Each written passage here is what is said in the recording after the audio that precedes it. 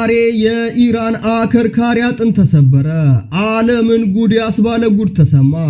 በመካከለኛው ምስራቅ እየተባባሰ ባለው ግጭት ውስጥ በጣም ከፍተኛ የሆነ የወታደራዊ አመራር ሰው መገደሉ ተዘግቧል። የኢራን የእስላማዊ አብዮታዊ ዘብ የባህር ኃይል አዛዥ አሌርዛ ታንግስሪ በእስራኤል በተፈጸመ የአየር ጥቃት ዛሬ መገደሉ ተነግሯል።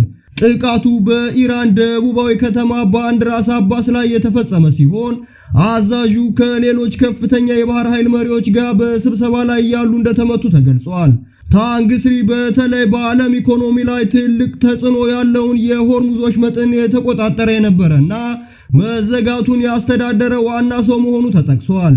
ይህ ወሽመጥ የዓለም ነዳጅ ከፍተኛ መጠን የሚያልፍበት በመሆኑ ምክንያት ክስተቱ ዓለም አቀፍ ግጭትን እንዲቀጥልና የነዳጅ ዋጋ እንዲጨምር እያደረገ መሆኑ ተገልጿል። እስራኤል በበኩሏ ይህን ጥቃት የፈጸመችው የሆርሙዝ ወሽመጥን ዳግም ለማስከፈትና የኢራንን የባህር ኃይል አቅም ለማዳከም መሆኑን ገልጻለች። ነገር ግን ከቴህራን በኩል እስካሁን ድረስ የአዛዡን ሞት በተመለከተ ግልጽ መግለጫ አልተሰጠም።